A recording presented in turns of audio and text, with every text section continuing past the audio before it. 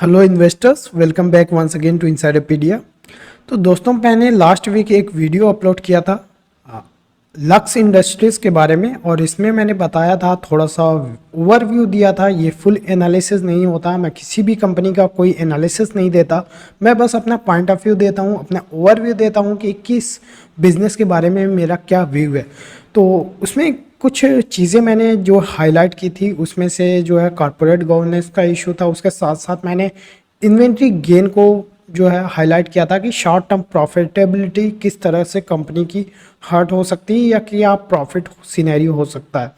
तो उसमें जो है सबसे बड़ा क्वेश्चन जो रेज आया, एक दो लोगों का कमेंट में आया कि तो उससे मैंने सोचा कि क्या हमें ये चीज़ ओवरलुक कर देनी चाहिए शॉर्ट टर्म प्रॉफिट। तो ये क्वेश्चन रेज करके आया, तो मैंने सोचा कि इसके बारे में थोड़ा सा मैं आपको डिटेल में ही एक वीडियो बना के देता हूँ कि ये शॉर्ट टर्म प्रॉफिटेबिलिटी अगर हर्ट होती है तो क्यों होती है, क्या रीज़न होता है, और इसको कैसे डिटेक्ट करना चाहिए।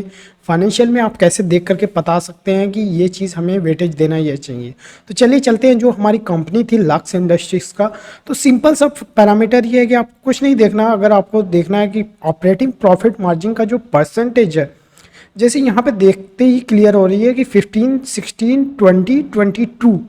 तो मैंने ये कहा था कि 22% थोड़ा हायर साइड लग रहा है। इवन तो अगर आप जो है 5-10 साल के हॉरिजॉन में देखें तो ये बिल्कुल भी इररिलेवेंट है, कह सकते हैं, ये उतना ज़्यादा मायने नहीं रखता। लेकिन अगर शॉर्ट टर्म में देखते हैं, चूँकि शॉर्ट टर्म में जो है ये थोड़ा सा फैक्टर अफेक्ट करता है, एनालिस्ट जो होते हैं वो देखते रहते हैं, क्योंकि शेयर प्राइस आप और हमारे जो है शेयर बाई करने से सेल करने से अफेक्ट नहीं होता है। इंस्टीट्यूशनल इन्वेस्टर ये सारी चीज़ें काफ़ी ध्यान से देखते हैं कि किस तरह से कंपनी की शॉर्ट टर्म में भी प्रॉफिटेबिलिटी किस तरह से चेंज हो रही है, तो वो इस चीज़ को काफ़ी ज़्यादा वेटेज देते हैं। तो यहाँ पे अगर 2% 200 बेसिस पॉइंट का भी अगर डिफरेंस हो रहा है, तो उसकी वजह से शेयर प्राइस जो गिर गया था बहुत ज़्यादा, वो मैंने बताने की कोशिश की कि उसमें एक रीज़न ये भी हो सकता है कि ये प्रॉफिट जो है हायर साइड था। अब चलते हैं कुछ एग्जांपल्स में। मुझे याद आ रहा है कि लास्ट ईयर जब हमारे वेबिनार होते थे, यूट्यूब चैनल तो हमने इसी साल कुछ महीने पहले स्टार्ट किया है, बट वेबिनार हमारा पेड वेबिनार काफ़ी पहले से चल रहा है। तो लास्ट ईयर भी मैंने कुछ कंपनीज़ का इस तरह से हाईलाइट किया था, वो कंपनी मैं आपको निकाल के दिखाता हूँ कि किस तरह से प्रॉफिटेबिलिटी की वजह से हमें पता करना चाहिए और कंपनी का जो है शेयर प्राइस किस तरह से अफेक्ट होता है। तो सबसे बेस्ट मुझे जो कंपनी याद आ रही है वो है अलेम्बिक फार्मा। तो यहाँ पे अगर अलेम्बिक फार्मा के केस में देखें, तो यहाँ पे अगर हम देखें तो यहाँ पे इनका जो ऑपरेटिंग प्रॉफिट मार्जिन था कुछ 27, 28, 30, 28%, 20, फिर यहीं पे जो जून क्वार्टर में ये 18, 20% हो गया। इसकी वजह से आप शेयर प्राइस देखिए, एनालिस्ट को पहले से ही पता था कि ये शेयर गिरने वाला है, और ये शेयर गिरा है और तब से फ्लैट रह गया है। तो इसकी वजह से ये होगा कि जब तक ये 18% जब न्यूज़ में प्रिंट होता है कि इसका शेयर प्राइस 30%, जैसे अगर अभी मार्च का रिजल्ट नहीं आया तो 27% का ऑपरेटिंग प्रॉफिट मार्जिन गिर करके 20% हो गया। मार्च वाले क्वार्टर में भी यही पब्लिश होगा, तो वो शेयर प्राइस थोड़ा अप्रिशिएट नहीं होता, इसकी वजह से थोड़ा सा निगेटिव इफेक्ट पड़ता है शेयर प्राइस पे। उसी तरह दूसरी कंपनी का देखें, IOLCP एक कंपनी है, ये तो मतलब बहुत ही ज़्यादा वोलेटाइल शेयर प्राइस देख ही सकते हैं कि ये जो है किस तरह से शेयर प्राइस 800 रुपये का था, फिर बीच में कैसे लगातार गिरता रह गया।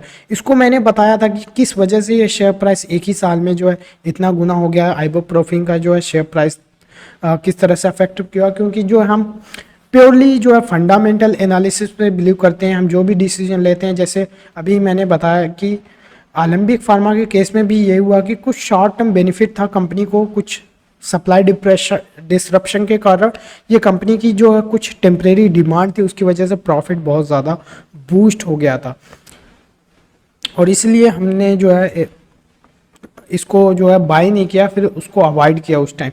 और इसी तरह इसका भी देखें तो 30% का जो ऑपरेटिंग प्रॉफिट मार्जिन हुआ करता था वो 8, 11 या 21% का हो गया। ये हुआ कैसे, देखने में बहुत सिंपल है ये। अगर यहाँ पे आकर देखें ऑपरेटिंग प्रॉफिट मार्जिन 12, 24, 30, 30, 16%, तो ये कैसे अचानक से 12% से 24% हो गया। जब इस तरह का ऑपरेटिंग प्रॉफिट मार्जिन बूस्ट हो जाए तो हमें एक ही क्वेश्चन करना चाहिए, क्या ये सस्टेनेबल है। अगर सस्टेनेबल है तो फिर उस हिसाब से हमें वैल्यूएशन या फिर जो भी चीज़ हम देखते हैं प्रॉफिटेबिलिटी उसको कंसिडर करना चाहिए, अदरवाइज उसको एडजस्ट करने की कोशिश करना चाहिए।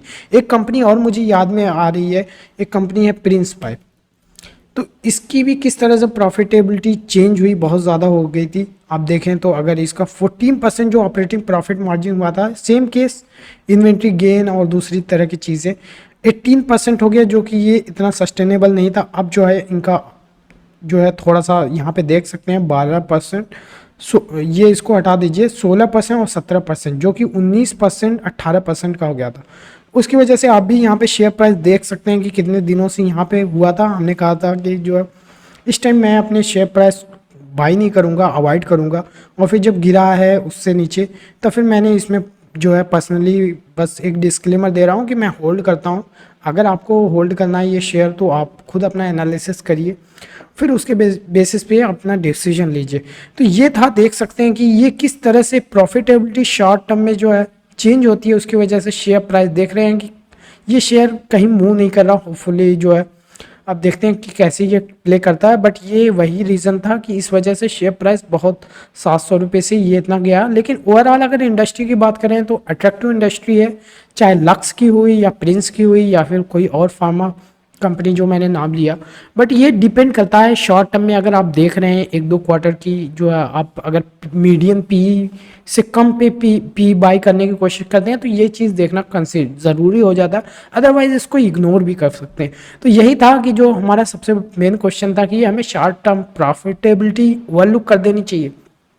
तो ये डिपेंड करता है, अगर आप लॉन्ग टर्म इन्वेस्टर हैं जो 5 से 10 साल के लिए इन्वेस्टमेंट करते हैं, आपको जो है बहुत ज़्यादा नहीं, आपको एवरेज रिटर्न की एक्सपेक्टेशन है, तो आप इसको बिल्कुल इग्नोर कर सकते हैं। अदरवाइज मेरे जैसे इन्वेस्टर जो शॉर्ट टर्म या लॉन्ग टर्म दोनों में प्रॉफिटेबिलिटी देखता है, दोनों में अच्छा रिटर्न चाहिए, और उसके साथ साथ ये है कि आप मैक्सिमम से मैक्सिमम रिटर्न्स की एक्सपेक्टेशन होती है को वो कैसे देखें। तो यहाँ पे हमारे लिए ज़रूरी हो जाता है कि अगर शॉर्ट टर्म कोई प्रॉफिट अगर हायर साइड में है तो एवरेज या नॉर्मल जो प्रॉफिट क्या हो सकता है तो वो हम निकालने की कोशिश करते हैं। ऐसे कोई ज़रूरी नहीं है कि आप इसको वेटेज दें। तो यही मकसद था हमारा इस वीडियो का। उम्मीद करता हूँ ये आपको पसंद आया होगा, कुछ नई चीज़ें सीखने को मिलती होगी कि जैसे चार्ट को देख करके तो बहुत लोग निकालते हैं, प्रेडिक्ट करते हैं, तो फंडामेंटल एनालिसिस में इस तरह से भी जो है हम शॉर्ट टर्म शेयर प्राइस को प्रेडिक्ट कर सकते हैं।